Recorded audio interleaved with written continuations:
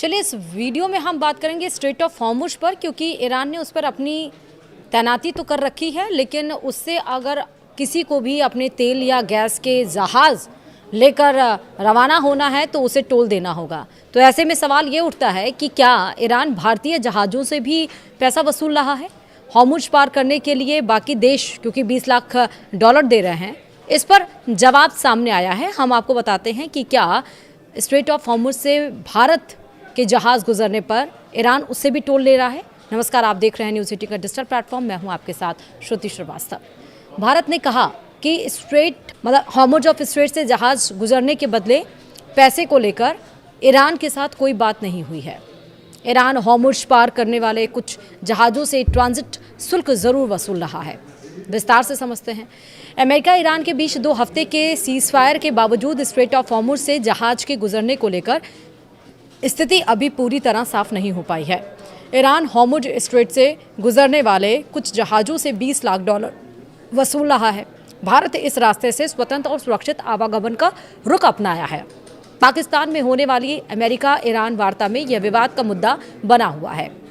ईरानी संसद की राष्ट्रीय सुरक्षा समिति के सदस्य अलाउद्दीन बैरोजर्दी ने Islamic Republic of Iran broadcasting को बताया कि हॉर्मुज पार करने वाले कुछ जहाज़ों से ट्रांजिट शुल्क के रूप में $2 मिलियन वसूलना ईरान की ताकत को दर्शाता है। 28 फरवरी को ईरान पर शुरू हुए हमले के बाद से यह रास्ता तेल और गैस ले जाने वाले जहाज़ों के लिए बंद हो गया। अमेरिका के राष्ट्रपति डोनाल्ड ट्रंप की ओर से अस्थायी सीज़फायर की घोषणा के बाद भारत ने कहा कि वह ईरान से हताहतों की संख्या को लेकर बात नहीं किया।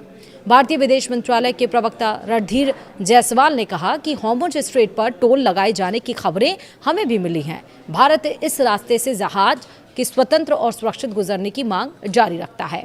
हमने पहले भी यही बात कही है। वहीं सीज़फायर से पहले भी ईरान की ओर से शुल्क वसूलने की खबरें आई थीं। वहीं ईरान ने भारत को मित्र देश के रूप में इस रास्ते से आवागमन की अनुमति दी है।